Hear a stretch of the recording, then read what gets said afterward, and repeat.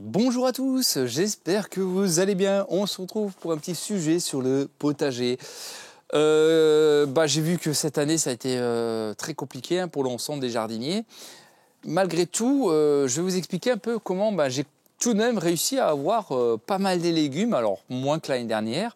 Donc c'est sans prétention bien sûr, mais je vais vous expliquer pourquoi je réussis malgré tout. Alors, la première réussite serait déjà d'essayer d'investir dans, on va appeler ça un microclimat. Quand la météo n'est pas avec nous, et surtout dans le nord de la France, bien sûr dans le sud c'est beaucoup plus facile, nous le problème c'est l'humidité. Donc cette année, frais, pluvieux, pluvieux. Donc déjà à ce niveau-là, vous pouvez déjà travailler au niveau d'une serre. Donc essayez d'investir dans une serre. Ah, vous allez me dire, ah oui mais ça coûte cher. Oui, ben je sais, ça coûte. Mais à un moment donné, si on veut cultiver, on n'a plus trop le choix. Donc j'en parlais déjà avec mes voisins, etc. Je lui dis, tu verras, on va être obligé, peut-être dans les années futures, d'avoir une serre parce que le climat, il change. Et donc, on a des périodes, des fois, plus humides, plus chauds, etc. Et une serre, déjà, va compenser ce problème-là. Donc, on va pouvoir réguler la température, ce qu'on ne peut pas faire en plein air. Donc, déjà, essayez d'investir dans une serre. Souvent, vous avez des promotions en hiver ou en fin d'hiver. Il y a souvent des promotions sur les serres. Donc, c'est peut-être le moment de regarder, d'avoir un bon plan. Pour les serres, n'achetez pas un truc dans un magasin pas trop cher là qu'on peut trouver avec des serres à 100-150 balles. Ça, vous oubliez, n'achetez pas, c'est de la merde. C'est de la merde, comme dirait Jean-Pierre Coff. Mais non, vous n'achetez pas ça, surtout, c'est de l'argent jeté par la fenêtre. Donc non, économisez un peu d'argent et faites-vous plaisir. Un cadeau de Noël, peut-être de plusieurs personnes qui peuvent vous acheter ça. Bon, bref. Essayez d'avoir une petite serre. Vous n'avez pas besoin d'avoir 20 mètres carrés. Une petite serre déjà d'une dizaine de mètres carrés, vous pouvez déjà cultiver pas mal de choses. Donc voilà, essayez d'avoir une serre. Ensuite, pourquoi j'ai eu beaucoup de légumes? Donc en extérieur, là je vais partir sur le côté extérieur parce que j'étais comme vous, j'ai aussi des légumes en extérieur. J'ai qu'à peu près 30% de mes légumes en serre. Tout le reste, c'est bien sûr les 70% à l'extérieur. Et je fais attention. Je fais attention à tout. Pour les gastéropodes, je fais propre mon terrain. Je laisse pas mon terrain rempli de végétaux, de broyats, de couvertures de végétaux, de la paille, du foin, tout ça. Parce que tout ça, malheureusement, dans le nord de la France, vous allez ramener les gastéropodes, c'est-à-dire les limaces, les escargots, vous allez en avoir par centaines, par milliers de ces bestioles. C'est juste incroyable. Donc faites attention, travaillez plutôt sur un paillage type bâche. Alors je sais, c'est du plastique, mais voilà, c'est comme ça, on n'a pas le choix de toute manière. Il faut bien s'adapter selon la région où on habite. Donc les paillages, quand c'est humide, à proscrire. Évitez complètement, ceci. Interdiction de mettre du paillage dans des zones humides à cause des gastéropodes. Enfin, interdiction, on se comprend, d'accord. En fait, chacun est libre, bien sûr. Mais ça, il faut vraiment faire attention. Nettoyez vos plates-bandes, pas de mauvaises herbes. Plus vous allez avoir des mauvaises herbes, plus ça va créer de l'humidité, plus ça va être des refuges pour les gastéropodes. Donc là, c'est pareil. Si il y a du bordel qui traîne dans votre potager, il va falloir commencer à nettoyer, tondre régulièrement votre gazon, éviter des planches qui traînent, des morceaux de tuiles, bref, des choses qui traînent dans le potager à droite à gauche. Il faut éviter parce que sinon ils vont aller en dessous et se mettre en pleine journée en dessous. Et donc du coup, ils vont être tranquilles là et ils seront à l'abri des prédateurs. Donc faites un petit peu attention à ça, nettoyez votre potager.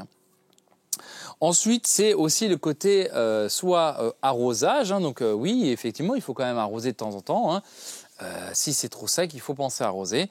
Pensez à nourrir régulièrement vos végétaux. Il ne suffit pas que de mettre au printemps du fumier de cheval et ça va me tenir tout pendant 4, 5, 6 mois. C'est pas possible. Il faut réamender en cours de saison. Donc amender au printemps avec du fumier. Ensuite, vous rajoutez de l'engrais durant la saison sous forme liquide, sous forme granulée à mettre comme ça au pied de vos légumes. et en liquide également pour avoir directement une perfusion d'engrais directement dans vos plantes. Bien sûr, des engrais bio. Hein. Engrais, je rappelle, n'est pas un gros mot, c'est la définition d'un apport de nutriments pour les plantes, qu'il soit chimique ou naturel ou en biologique. Voilà, donc ça, faites attention, beaucoup d'engrais, enfin beaucoup, hein, on se comprend, il ne faut pas faire un excès. Hein. Je vois aussi sur la toile des gens qui mettent des engrais, des purins, des engrais, à tout va, il faut faire vraiment attention. Tout excès de manière, c'est négatif, il faut le savoir, c'est comme nous, hein. Vous faites un morceau de chocolat, ça fait du bien pour le moral, une tablette entière, ça fait... ça fait un peu différent, on va dire. Hein. Et si vous en mangez 2 ou 3, c'est une indigestion, et là vous êtes très mal. Les plantes, c'est pareil, c'est-à-dire que tous les excès, il faut les éviter. Hein. Il faut que ça soit dosé, respecté, régulier, mais pas surdosé. Ça, c'est très important. Donc, globalement, il faut faire attention à ça. Et si vous êtes dans un endroit où vous avez des problèmes climatiques, orages, grêle et compagnie, filet anti-grêle, hein, il faut pas hésiter. Cette année, il y avait moins de grêle, hein, heureusement. Mais vous pouvez mettre des filets anti-grêle sur vos légumes, hein, notamment les tomates. Donc ça, c'est quelque chose aussi que vous pouvez éviter. Donc pourquoi j'ai réussi cette année ? Parce que je fais attention à mon potager. Et il est aussi essentiel pour vous de regarder pratiquement tous les jours, faire un tour dans votre potager. C'est tout bête, mais il ne s'agit pas de planter et de dire « je viens une semaine après, mes légumes quand ils vont ». Ah non, tout a été bouffé, oh mince, j'ai oublié d'arroser, oh mince. Non, le potager, on ne peut pas se permettre ça. Un potager, hein, c'est comme les maraîchers, ils sont tous les jours à regarder leurs légumes, à vérifier que tout va bien. Et vous, c'est pareil, hein, c'est pas parce que vous êtes un particulier que vous pouvez travailler comme un particulier. Non, vous travaillez sur du végétal, le végétal c'est vivant et il faut être derrière. Donc tous les jours, au moins tous les 2 jours, passer et regarder, est-ce que j'ai une attaque de pucerons, une attaque de limaces, une attaque de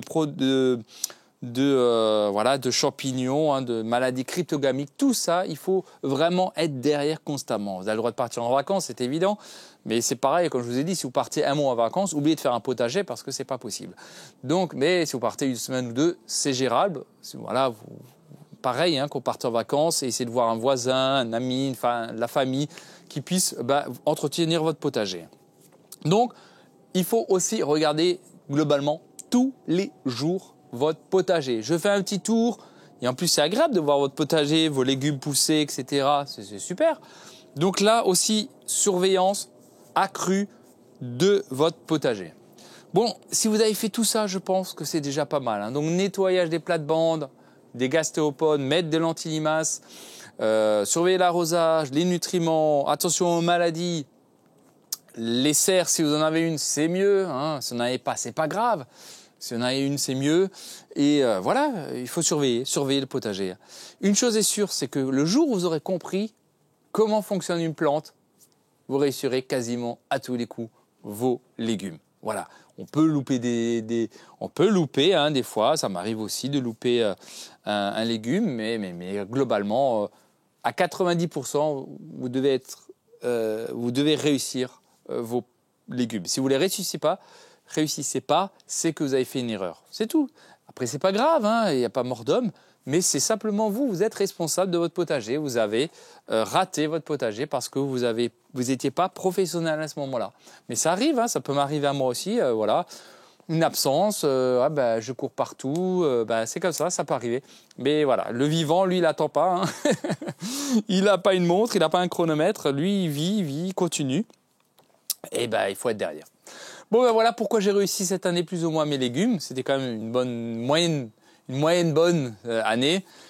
J'ai réussi à sortir mon épingle du jeu, mais quand même, il faut faire très attention. Dites-moi en commentaire, vous, si ça a quand même été cette année. Bon, j'ai fait déjà une vidéo là-dessus. Mais courage, ne perdez pas espoir. Il y a toujours des solutions. Et ces solutions seront sur ma chaîne. Parce que je vous ai dit, ma chaîne, c'est pour vous aider, rien de plus.